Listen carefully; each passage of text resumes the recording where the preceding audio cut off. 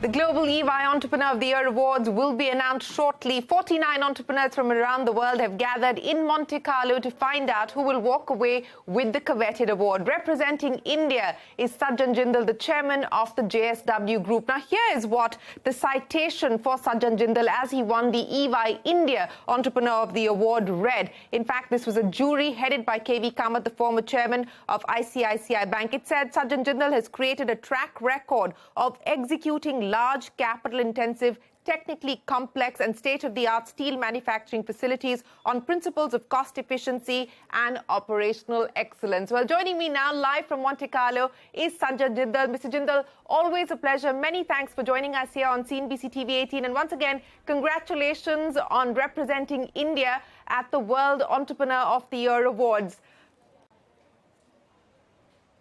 Thank you. Thank you, Shereen. Mr. Jindal, before I talk to you about the group, let's talk about India, because you are there in Monte Carlo. You're up against 49 other contenders, other entrepreneurs from different parts of the world. It's a very diverse set of entrepreneurs representing diverse countries and diverse sectors and industries. Let's start by talking about the thesis on India. Every day there are reports coming out estimating what India's growth could look like over the next 10 years, what could be the potential drivers of growth. I want to understand from you what your India bet is as of today. You know, Shereen, I've been in Europe for the last 2-3 days, and I've been meeting a lot of people from different industries and different walks of life. And everybody, the whole world, it seems, is talking about India. And everybody is so excited about India. And everybody knows that the next decade, 2 decades, somebody told me 4 decades belong to India.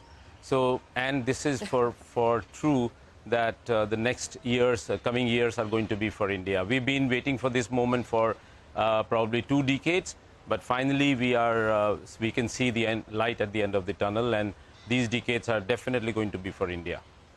Okay, so the next few decades could belong to India. That's your thesis, and that's the feedback that you say you're getting from people that you are meeting there at the World EY Entrepreneur of the Year Awards. But let's now talk about the group, Mr. Jindal, because the revenue of the JSW Group, that's JSW Steel and Energy combined, has grown at a CAGR of a little over 17% over the last 5 years between FY19 and FY23.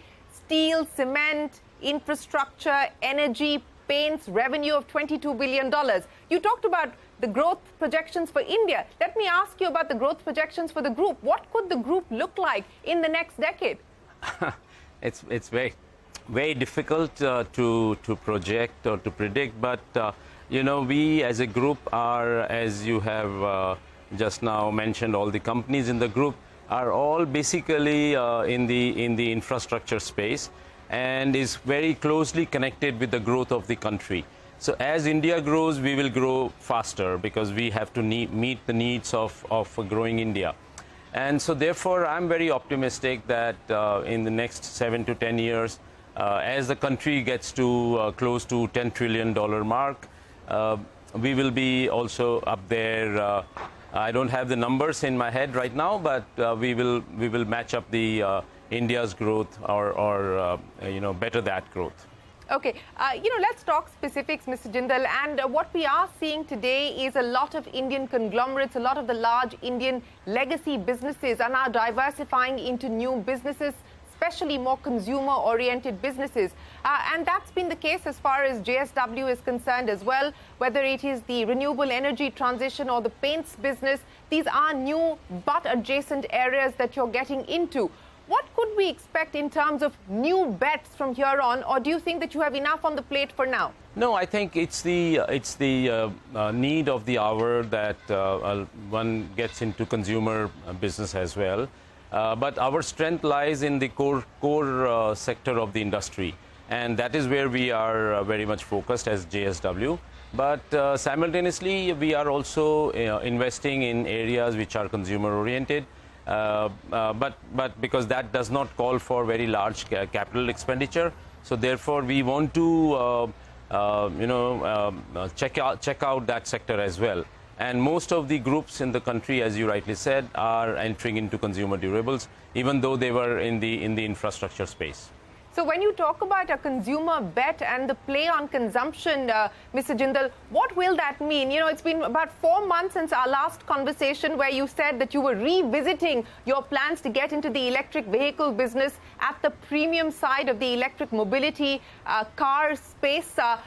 Where are you on that plan at this point in time? How close are you to being able to take that forward? There's been a lot of rumor and speculation that you could possibly be eyeing MG Motors as well. Is there any truth to that? And where else within the consumer space are we likely to see you make a play?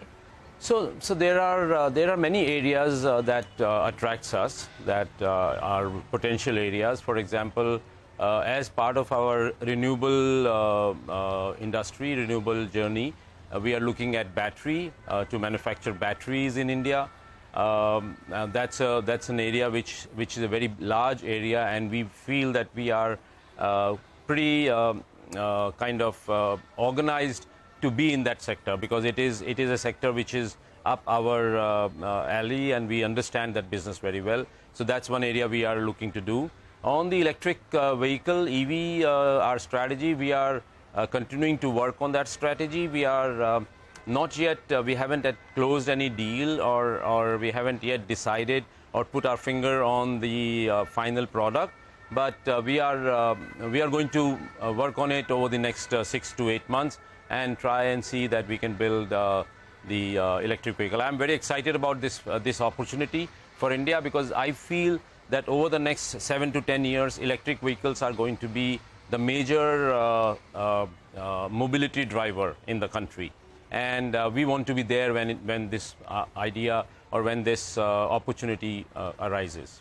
Well, the opportunity is here, Mr. Jindal, and you've sort of sidestepped my question on whether you could potentially be looking at a deal with MG Motor. I mean, you're somebody who hasn't shied away from acquisitions across your businesses, and you've gone after distressed assets in your other businesses. I'm not suggesting that this is a distressed asset, but is there any truth or any possibility of inking a deal with an existing electric mobility player? So Shereen, always it's an easier route to take through acquisition, and especially in an area where you are not present. In a steel business, it is not necessary that we will go for acquisition, because that's okay.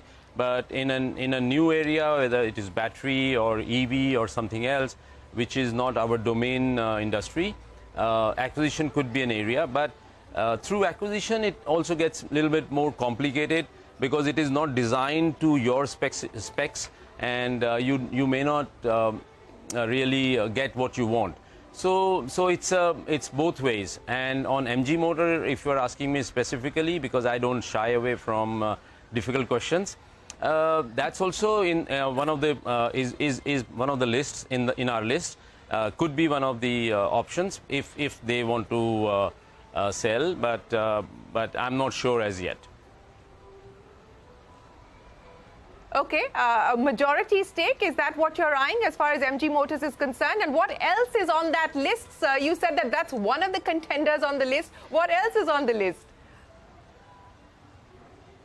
So when I said list, what I meant was that there are many opportunities, global opportunities, which they are knocking at India's doors, and they are looking for good partners in India. So we could partner up with